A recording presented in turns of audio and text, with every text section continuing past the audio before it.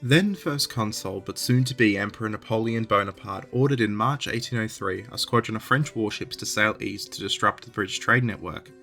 At the time, this was the lifeline of the British Empire in its war against the French. The squadron in question was commanded by Contra-Admiral Charles-Alexandre de Lanois, and it consisted of a 74-gun ship of the line, Marengo, and 3 accompanying frigates. Lanois based his squadron on the island of Ile-de-France, east of Madagascar, in preparation for hostilities to begin. When the conflict restarted on the 16th of May, Lanois was in port, and he immediately set about landing troops and supplies off in the port of Batavia, in what was to become Jakarta in Indonesia. Lanois would then dispatch one of his frigates, the Atalante, towards Muscat and the Gulf of Oman. The voyage of the Atalante would be successful, and she managed to capture numerous individual ships, and she was even able to burn the trading port of Bencoolen. Lanois, though, had a far bigger target, and as he anchored in Batavia for the winter, where he received a report detailing the exact composition and the date of departure of the tremendous convoy in question, he waited with bated breath for the 28th of December, when he finally set sail to intercept the British China fleet, ship of the line Marengo and the frigates Belle-Poule and Semillante, the corvette Berceau, and the Dutch brig Adventura. Lanois had stocked his ships for a fight, with enough supplies for 6 months further for patrolling, as he expected it would take an extended patrol to locate and defeat the convoy.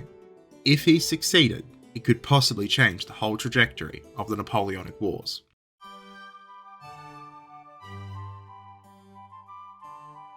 The China fleet in question was an annual merchant convoy that gathered in the Pearl River in Canton during the winter before sailing first to India, where further ships would join the convoy before it left for Britain. It was operated by the East India Company and was truly a lifeline of the British Empire. This convoy alone was a fortune in goods. The China fleet of 1804 departed Canton in late January, and by the time it passed the Straits of Malacca, it contained 16 of the large East Indiaman type cargo ships and 11 smaller ships also known as country ships. Joining the convoy as well was a Portuguese merchantman going in for protection, and a smaller supply ship from Botany Bay in New South Wales. The brand new colony, of course, of the British Empire, founded in 1788. The East India Company, who was nominally responsible for the fleet, did provide a small escort, but it was by no means up to the task of defending the convoy from anything bigger than a pirate raider. The escort in question, of course, being the smaller armed brig the Ganges, and due to the fact news had not yet reached Canton that war with France had commenced, the order was given to the fleet to sail as fast as possible. Had the news reached the fleet, it's possible their sailing would have been delayed, and a proper escort would have been provided from India, but the company did not know any better, and as we'll see in a moment, they wanted the fleet gone. Lanois knew how valuable the convoy he was hunting truly was, though. In modern currency, this convoy's cargo was worth roughly £700 million. And although his spies had incorrectly reported that the fleet was guarded by a detachment of warships, with his man-of-war and his frigates, he was pretty confident that he could seize, if not the whole convoy, at least a significant portion of it, perhaps burning the rest, or burning a smaller portion and seizing a couple of ships. Any dent out of that convoy would have been remarkable. The company, upon learning news that war was afoot though, was quite nervous about having their ships sort of sitting around in port, and they consulted various captains including Henry Meryton, who argued that if they were caught at sea, they could handle it. See, Meryton had a bit of expertise in this field, because while commanding an East Indiaman called the Exeter on the 4th of August 1800, he actually captured a French frigate off the coast of Brazil. Meryton advised that the convoy from a distance appeared powerful enough to ward off an attack by a squadron of frigates or smaller ships of the line, through both its appearance and also from the fact that each ship carried a decent sizable gun battery. See, an interesting quirk of this time period is that the largest merchant ships, also known as Indiamen, were often given similar paint schemes to ships of the line. At a distance, quite often their size and the paintwork would be enough to ward off anybody from trying their luck. The captain of the Alfred, however, John Farquharson, was not convinced, and he argued to Meryton and the other captains that the convoy's crews were just too poorly trained, and that they would not be able to work together to dissuade any attacks, and that the ships would be broken up by a concerted effort and picked apart one by one until none were left. The company decided, though, that they couldn't delay any further. They could not stay in port, and they could not dawdle around Southeast Asia. They had to sail, and they had to get out of the danger zone. With this decision made, the company named Commodore Nathaniel Dance one of the most experienced captains to officer in charge aboard his flagship, the Earl Camden, and they ordered him to get going as fast as possible.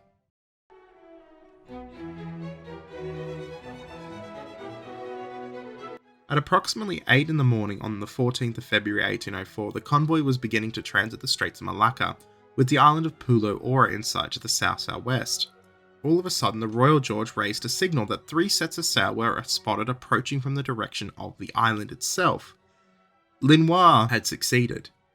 He saw the island as a point that the convoy would have to pass to escape the confines of the islands in Southeast Asia, and he put his ships strategically in that position, waiting for the British ships to approach at this crucial choke point. For Commodore Dance, though, he wasn't sure exactly what kinds of ships he had spotted. Yes, it was a chance that they could be French, but in reality they could be any number of other ships that transit the area. Keep in mind that there are really only a few ways you can go to get to Singapore. It's possible that he could be running into 3 Indiamen or 3 British frigates, or really anyone. He ordered the Alfred, Royal George, and Bombay Castle, Hope, and the brig Ganges to make an approach to these ships and investigate exactly what they were. This small squadron rapidly discovered, though, that the sails spotted belonged to more than just 3 ships. And crucially, they were just warships. They were not merchantmen, and they posed a significant threat to the convoy. After receiving this report, Dance made his moves very quickly, and by 1 in the afternoon he had readied all the convoy's guns and reformed his ships in such a way that the largest Indiaman ships formed a line of battle akin to man-of-war. This maneuver was undertaken in the hope that the formation would trick the French warships into believing that the squadron were not entirely merchantmen, that the Indiamen were in fact ships of the line, and that the country ships, the smaller ships, were being escorted by this powerful convoy. Failing that, the line of battle would assist the convoy with defense if they had no other option but to fight. Each of Linois' ships, though, were faster than all of the ships in the convoy, with the only exception being, of course, the brig Ganges, which, to be honest, it did not matter if the Ganges went down. Linois ordered his ships to fall in behind the convoy, using their advantage in speed. The French were able to take up such a position that they would be able to decide when, where, and how they attacked, and try as they might, the British fleet would not be able to break away, save for a miracle. Noting that night was quickly falling, though, because it was now the late afternoon, and his advantage in firepower could be negated if he initiated combat, the French admiral decided to shadow the convoy overnight and attack the following morning. A reprieve, albeit brief, it was clear to Commodore Dance that his ships would now have to fight, that there was no chance for his ships to slip away, and so using the Ganges as a shuttle, he began to distribute, in the cover of darkness and in the lees of his ships to avoid the French from seeing too much, some of the crews from the smaller ships amongst the Indiamen, while sheltering them behind the larger ships. The idea was that if the Indiamen were boarded, more crew gave them a better fighting chance. Linois would later be criticised for giving the convoy this much vital time to make their preparations, and his defence would be his need for caution.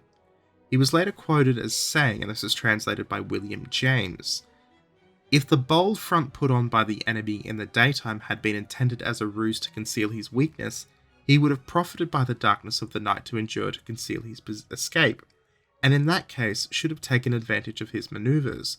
But I soon became convinced that this security was not feigned. 3 of his ships constantly kept their lights up, and the fleet continued to lie in order of battle throughout the night. This position facilitated my gaining the wind and enabled me to observe the enemy closely." See, his excuse is that he was using caution here, which is a fair excuse, and that if they weren't warships, they would surely run away. Ignoring the fact, though, they couldn't run away because they were in the Straits of Malacca. Linois here is sort of trying to get out of trouble. He knows he made a mistake. He was watching these ships all night, and yet he couldn't ascertain that they were merchantmen, not warships. As dawn broke on the 15th of February, both squadrons raised their colours. Dance still hoped to convince Linois that some of his ships were warships, and he ordered the Ganges and 4 other ships to raise the blue ensign, while the rest of the convoy raised the red ensign. The regulations regarding the usage of flags on British ships at the time implied that the ships flying the blue were warships of Admiral Rayner's squadron, and protecting the merchants who would be flying the red. This ruse sort of worked, as Linois' intelligence reports had wrongly informed him, as we mentioned earlier, that the merchant ships were escorted, and Linois only knew about the original 23 ships in the convoy that had left China, not the fact that 6 more ships had been collected on their journey to Pulo Ora throughout Southeast Asia. Linois assumed these extra ships were the warships, spurred on by the fact that some of the ships in Canton were repainted, as we mentioned, as ships of the line before left port. Crucially, in some cases, after the spies had given their report in the first place. It is highly possible that this was the reason Linois did not attack when the ships were first sighting one another. However, it's also equally possible that he was a bit gun-shy.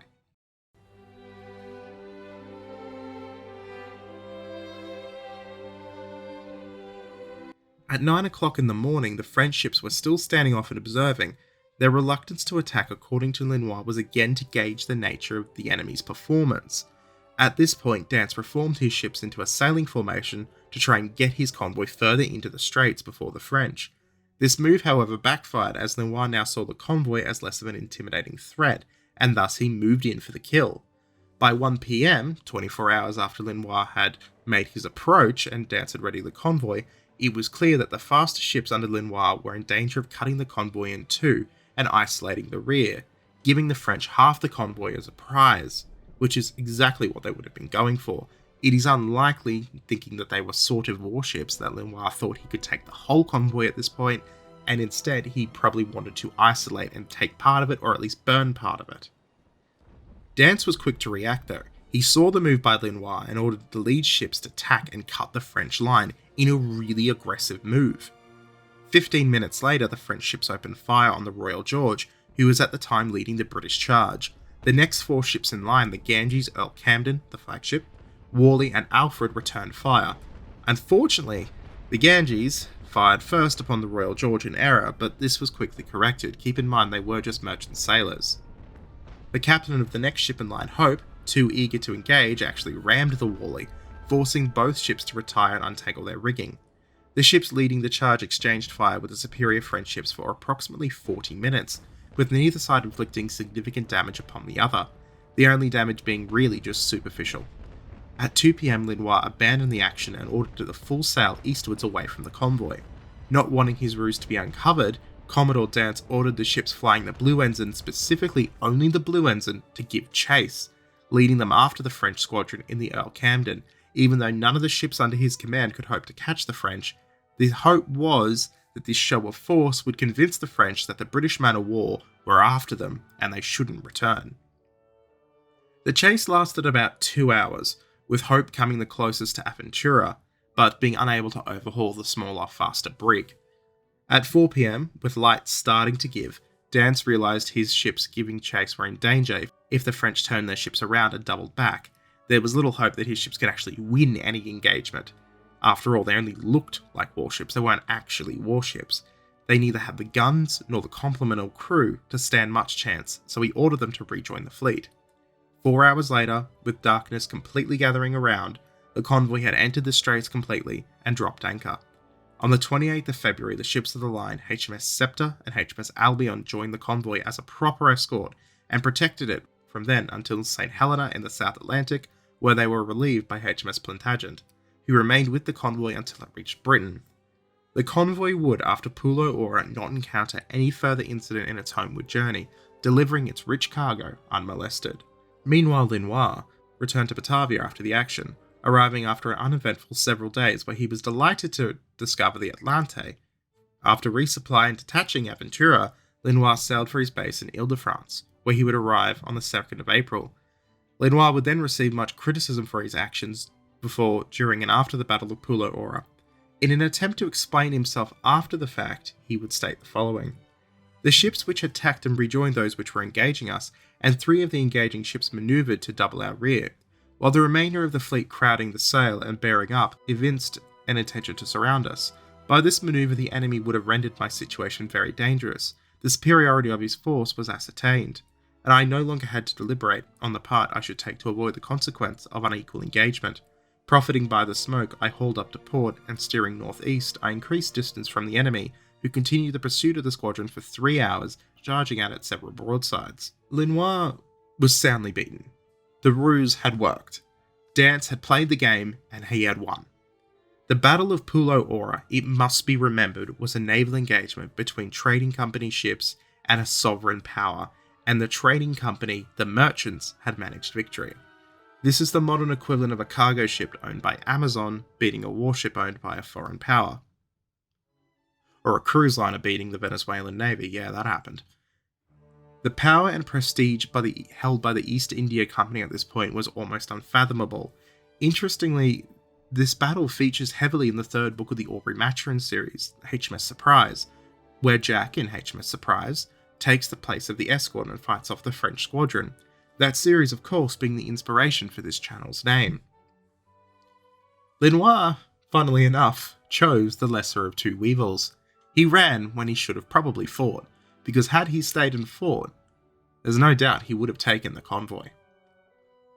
Thank you for joining me. Like, comment, subscribe, and always remember, in the service, except for maybe unless your name is Lenoir, one must choose the lesser of two evils.